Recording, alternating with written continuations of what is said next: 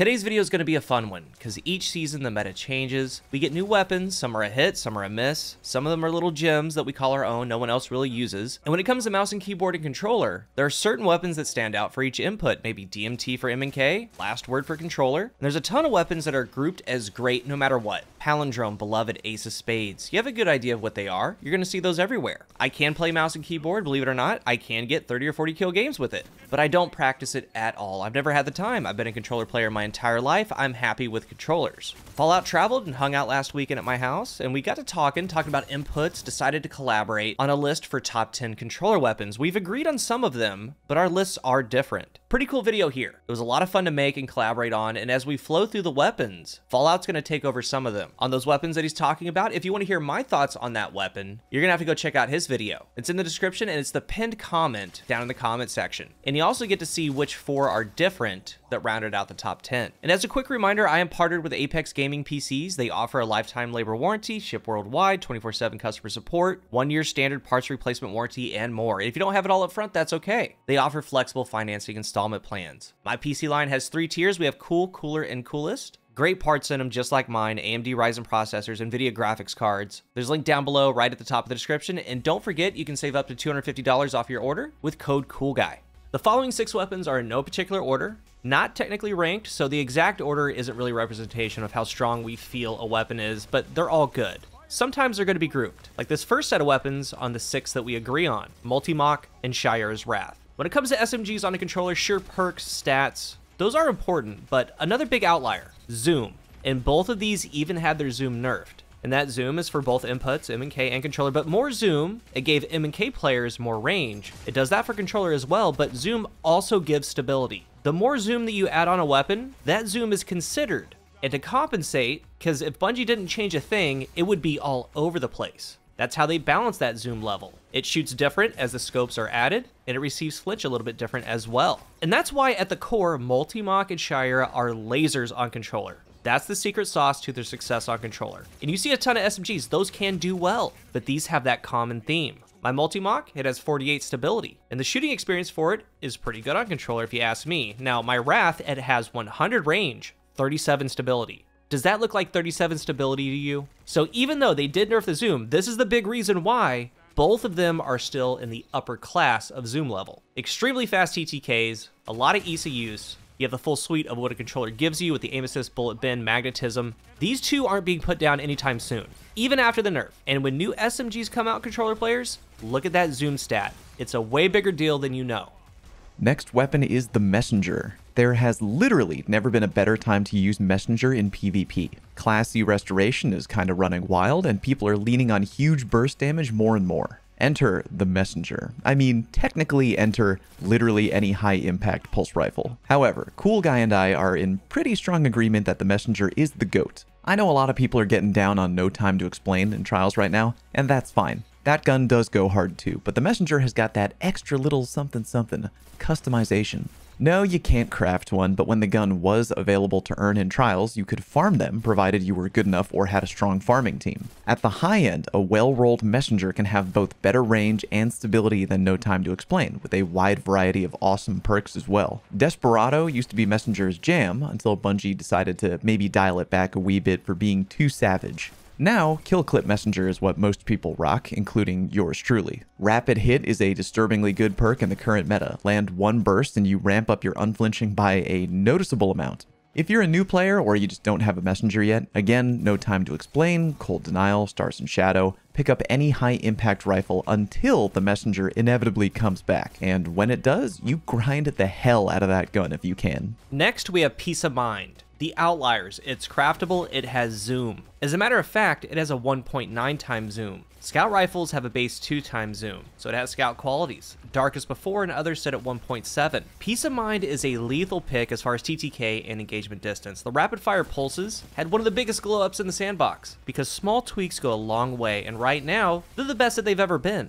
Again, Dark as before, Jurassic Green, Grid Skipper, all very good base dueling weapons Each of them have unique things, but since Peace of Mind is craftable, and it has some things built in like the zoom, it gets the edge. You can make it how you want it, high stability. You can go perpetual motion, moving target, heating up elemental capacitor, moving target, adrenaline junkie. There's really no wrong answer, as long as you craft it to enhance your playstyle. The one that you're seeing in the gameplay is one of my favorite weapons of the game, Overflow Focus Fury. Focus Fury on precision style weapons, so scouts, hand cannons, pulse rifles, is really lethal, and Overflow is the perk that makes it all happen, because I need to land 18 bullets out of 70, and then I get 20% more damage for 11 seconds, and then I can loop it. Base TTK is extremely competitive at 0.8, and it gets faster with damage perks and damage boosting additions. If you're a controller player, this is one of the best pulses in the game. You see it all the time in 6v6, Trials of Osiris. There's a big reason for that. It's very complete, and we encourage you to go get one.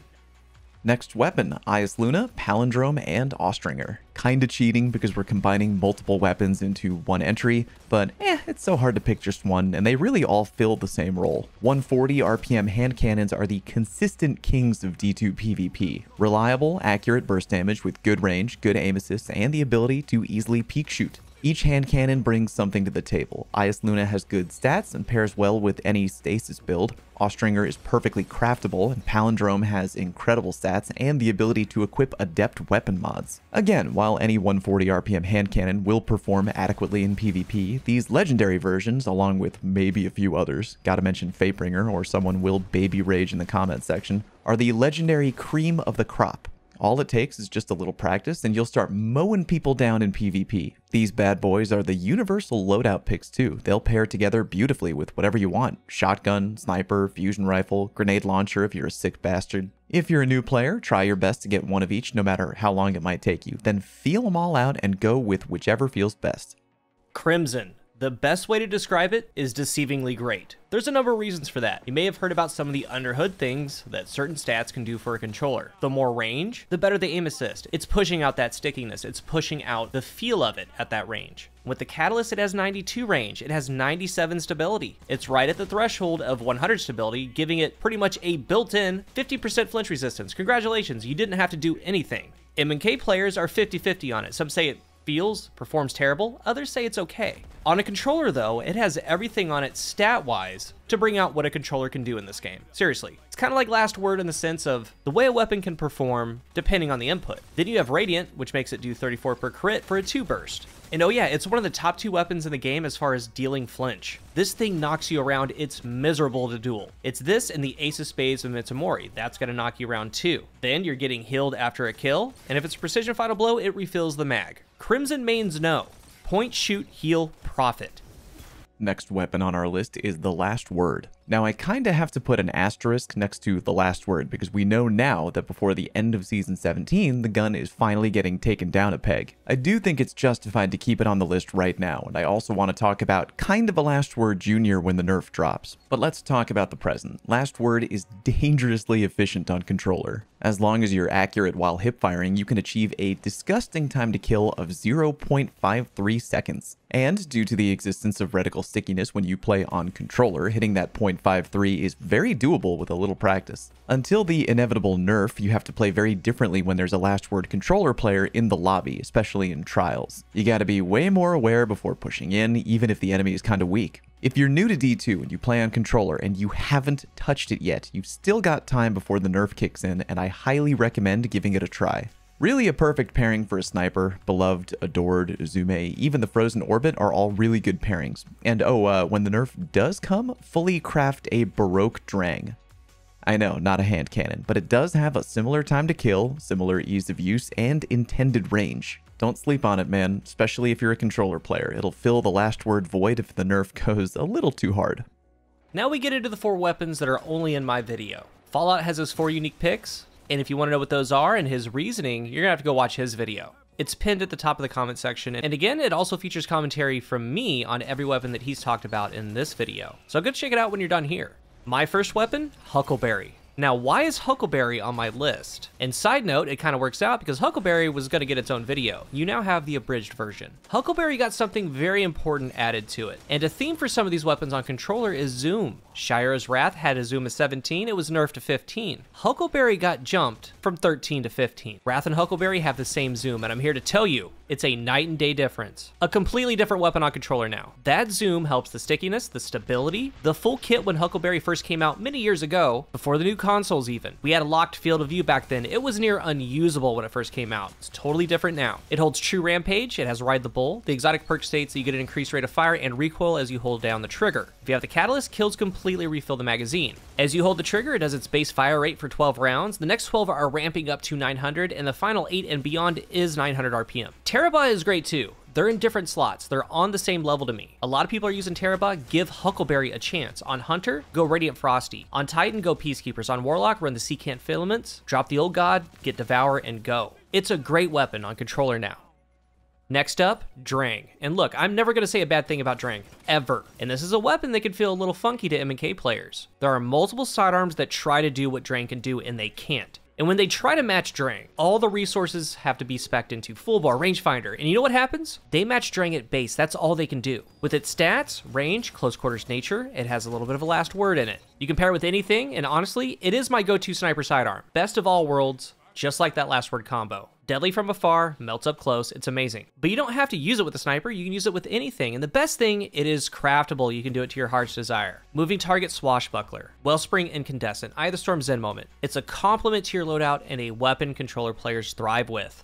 Then we have the BXR. Lightweight's got a great buff, but before that buff, when the BXR came out, multiple players on both inputs, M&K and controller, said the same thing. This thing kind of slaps. It's pretty good, even though the lightweights weren't at that time. But now, the BXR feels great. It's even better. And did you know that the BXR has more base range than Messenger, as far as keeping its damage further than Messenger? You get the lightweight bonus. It also can be hip-fired fairly successfully. It's still obtainable, and if you're new to the game, Dares of Eternity is actually pretty fun. In the activity selection, just find Eternity and you'll find it there. This weapon to me feels like an exotic. You can seamlessly go in and out of aim down sights. You feel very fast with it. It duels great. 85 base aim assist, 69 base range. It is awesome. You can take it into 6v6, 3v3 Trials of Osiris confidently. It has perpetual motion kill clip, demolitionist, adrenaline junkie, its own exclusive perk, blunt execution rounds. If you land a melee, 15 meters end to end, it gets bonus damage for 1 burst. A truly special weapon with a ton of things that you can do with it. M&K or controller, it's got great stats, perks, and feel. Maybe you've been playing the game and you don't have quite the role that you want, I suggest go back in there. Maybe find a couple of friends, do the same thing, and farm it out. My main ones are perpetual motion kill clip, demolitionist adrenaline junkie, and then I have demolitionist blunt execution rounds. Incredible weapon.